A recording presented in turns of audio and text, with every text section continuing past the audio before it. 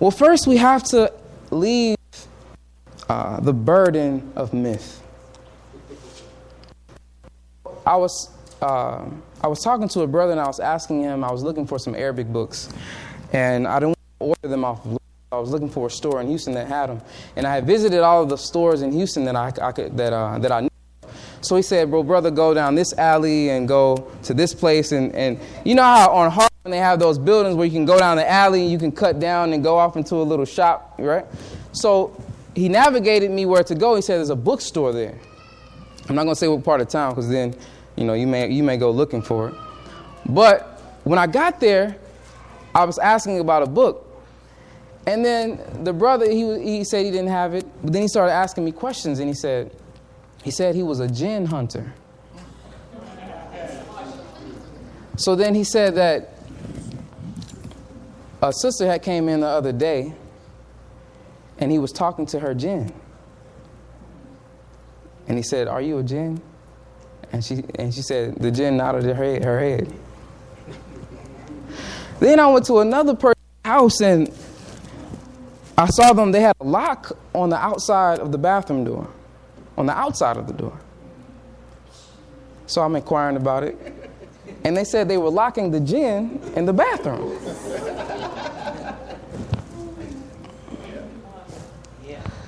So the Prophet sallallahu alaihi wasallam, I'm sure he had to clear up some of this thought that existed, right? So the Prophet sallallahu alaihi wasallam, he says, "Ma minkum min ahadin illa wa qad wukila bihi qarinuhu min al-jinn." He says, there is not one from among you, not any of you. Everyone in this room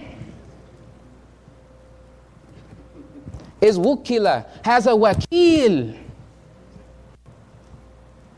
That is a connate, qareen, qarana. That is a connate to him. Everyone in this room has a wakil. That is a jinn. So they said, وَقَالُوا وَإِيَّاكَ. Oh, and you, O Prophet? It says, وَإِيَّايَ إِلَّا أَنَّ اللَّهَ أَعَانَنِي عَلَيْهِ. He says, except that God has assisted me to overpower him. And he has فَأَسْلَمْ, he has submitted. And then it says, فَلَا يَأْمُرُنِي إِلَّا بِخَيْرٍ. And he does not command me to do anything but good. Now, that means that all of us have a jinn, right? And God would not connect you to something that didn't have benefit. So what is the nature of the jinn? The Quran says, Allah says in the Quran, that the jinn was created from smokeless fire. Imam Muhammad rahimahullah, he said that this means that this is a type that can act with no repenting, can act unapologetically. So some of us, we were in the club, we didn't care what nobody say, didn't care what your mama said, didn't care what the community said. Some of us unapologetically smoke dope. Some of us unapologetically will rob you. Some of us unapologetically are watching pornography. So the jinn is connected to desires, appetites, and drive, ambition. But the jinn can be controlled, and that ambition can be directed towards obedience to God and fulfilling your rights. So when I see companies like Microsoft have a problem with data, they go underwater, 100 feet underwater, and they build a data center underwater.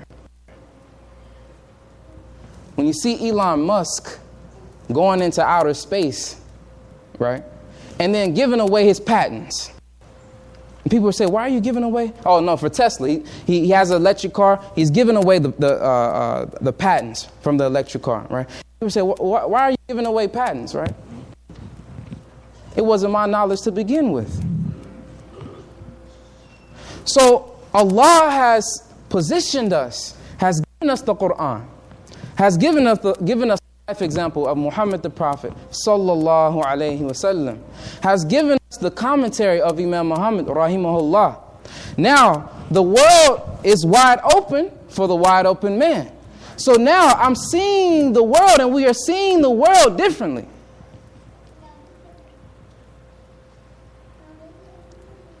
And it's no longer, I'm looking to Friday or next month for this conference and that conference, or I'm looking for this class that's coming up.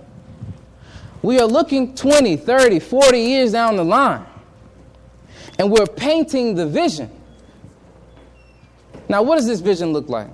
Let's help me out. Schools, what kind of schools do we want? Full-time schools, university. Okay. My son, kindergarten, elementary school, middle school, high school, right? University, hospitals, right? We want to have control over a whole neighborhood, right? New city, right? Halal market, right? We need farms, right? Grocery stores, transportation, media outlets, wellness centers, tech centers, youth centers. So if we're thinking of that, that means the bird. We'll look at it, we'll draw it out, and start to make decisions based upon it. Our sister Kalima yesterday, she said, we have to. The leader has to be looking in the future. Imam Muhammad, he saw so far ahead in the future. When you listen to him, he knew where we were going, right? So now the way that we can get this done is we come up, we see the vision, we paint it out, and then we find what we don't have. Imam Muhammad, he said to stop letting people exploit your resources. Well, you say, I'm broke. I don't have no resources. Your human resources. If we thought this way, we wouldn't let our youth go. I'm just not convinced that we're thinking about us really having a hospital. Because if we did, we would grab 10 of the young people and say, look, you guys, we want you guys to go to medical school. And you all are going to come back and establish a practice. Right? Farming. We're not thinking about, I'm not convinced that we're thinking or we have the confidence that we really need to make these things happen. The Quran turns us to this universal vision. So as we read the Quran during this month of Ramadan, let us see what the Quran, when Allah says, travel the earth, do it.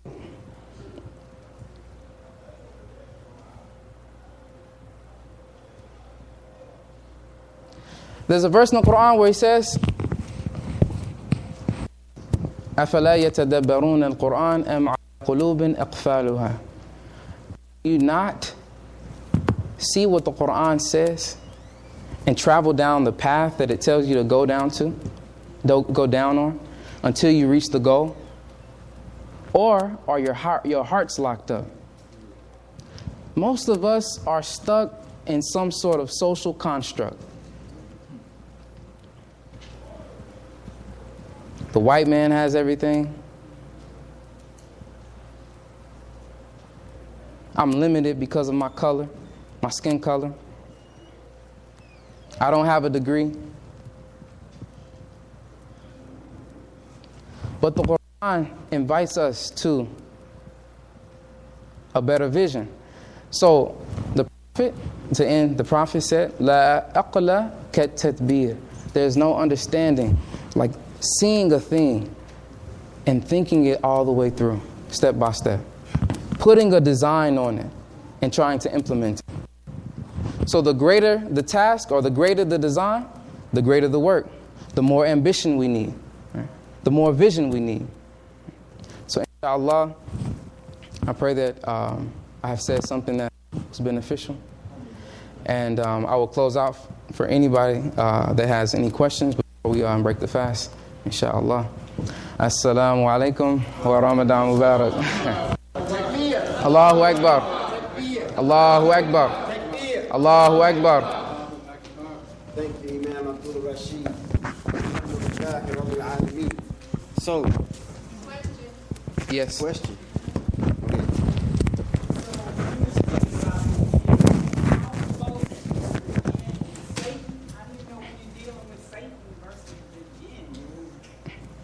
That's an excellent question. We have some great scholars here that can answer, but but I will give a small answer. So in the Quran, in Surah Baqarah, the first place that we hear about shaitan being mentioned is in the verse where he says, وَلَقَوْ الَّذِينَ and when they meet the believers, they say, we believe. وَخَلَوْا إِلَى شَيَاطِينِهِمْ قَالُوا إِنَّا مَعَكُمْ. So it says that when we're with the believers, we say we believe. But when they return back to their devils, they say, surely we were with you. So Allah is referring to human beings here as devils. Shaitan, shayateen. This is the plural for shaitan. So I was looking at a PowerPoint from Imam Fahim Shuaib earlier, and it was saying that when the jinn nature, and I don't want to mess it up, but when the jinn nature comes into a full rejection of God, full disobedience, and declares that disobedience to God, then that's when you're dealing with shaitan, right? But Imam Fahim, he could expound upon it much better than I could. I'm not going to take any time right now. The short version, when I say any time, I mean that's what I mean. The jinn, as he spoke about, the jinn's cunning. It's not in our nature, but it's with our nature. Mm-hmm. It's just like all of us have the potential to get cancer, but all of us don't have cancer. Because we have these skin cells, like Kalina talked about, we have these cells that can metastasize or whatever, become cancerous. That potential is there. So the jinn is the potential in any of us to become a shaitan. Mm-hmm. So when let me just give you an earthborn example. Ayn Rand. Anybody in here know about Ayn Rand? Yep. That's a shaitan. Yeah. Right? Ayn Rand. AYNRAND. Right? Unapologetically, someone who I reject God, I reject religion, I reject any sense of responsibility to anybody for anything. Everybody has the right to whatever they want. All of that. Just look her up. And these are the people like Ryan, this, mm-hmm. real dude, whoever they are. Mm-hmm. Speaker of the House right there. Right. Paul Ryan. All right. Ayn Rand, Fountainhead, Atlas Shrugged, blah, blah. She's the one who provides the philosophy that the leaders of Congress are following now. Mm-hmm. That's their playbook. Mm-hmm. Okay? And they have no such social Darwinism, all the rest of that. That is the shaitan. And Kalima and Aneesah, were you in that class with the Chicago group? Imam Rashad, and that's also in that piece.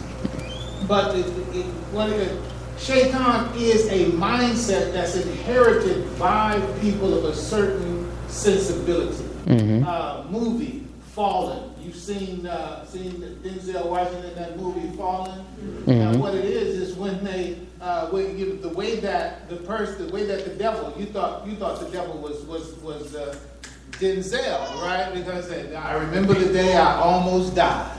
So it was that's how the movie started. I'm a movie guy. But the thing is that he was the quote unquote the devil in that sense. But the way that he got from person to person was through skin contact. So he wanted to